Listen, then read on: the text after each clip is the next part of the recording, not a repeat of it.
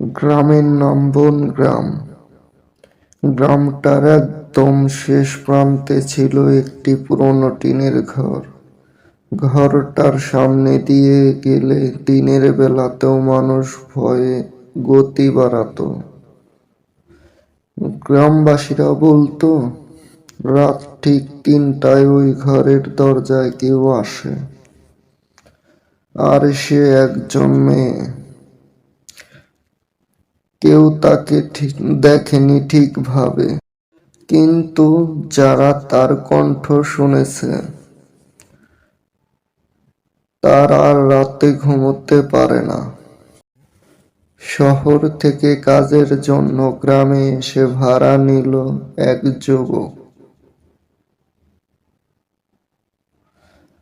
নাম তার সুমন। সে এসব কথায় হাসতো। এক রাতে ঘরে একা বসে মোবাইল দেখছিল সুমন। হঠাৎ চারপাশ নিস্তব্ধ হয়ে গেল। ঘড়ির দিকে তাকিয়ে দেখল 2টা 59 মিনিট। ঠিক তখন দরজায় ধাক্কার শব্দ। সুমনের বুক ধক করে উঠল। সে চুপ করে বসে রইল। আবার শব্দ, ঢং। তারপর বাইরে থেকে এলো এক নারীর কণ্ঠ। দরজাটা খুলল। সুমন কাপা গলায় বলল, কে? দরজার ওপাশ থেকে ধীরে ধীরে উত্তর এলো, আমি। অনেক রাত ধরে বাইরে দাঁড়িয়ে আছি। ঘরের বাতিটা হঠাৎ নিভে গেল। হালকা ঠান্ডা বাতাস বইতে লাগলো। সুমন টের পেল ঘরের ভিতরে যেন কেউ হাঁটছে। সে সাহস করে ঘাড় ঘোরালো।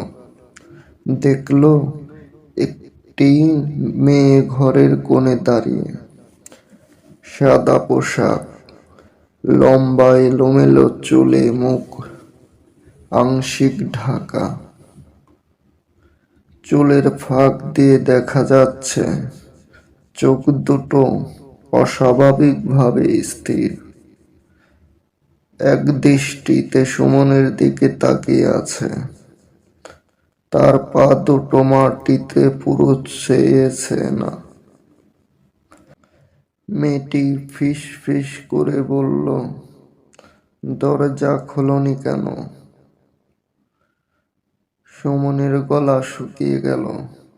তুমি ভেতরে এলে কিভাবে?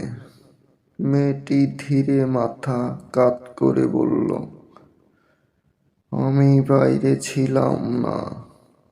আমি তো অনেক আগে থেকেই এই ঘরে ঢুকে পড়েছি। হঠাৎ ঘরের দেয়ালের ছায়াগুলো নড়তে লাগলো। দরজার বাইরে আবার ধাক্কা, শব্দ, ঢং ঢং। এবার কণ্ঠটা একসাথে ভেতর আর বাহিরে থেকে এলো। এখন খুলবে। ঠিক তখন দূরের মসজিদ থেকে ফজরের আজান ভেসে এলো। এক মুহূর্তেই আলো জ্বলে উঠল। ঘর ফাঁকা, কেউ নেই। সুমন মাটিতে বসে পড়ল। ঘড়িতে সময় 3টা 2 মিনিট। পরের দিন ভোরেই সে ঘর ছেড়ে চলে যায়।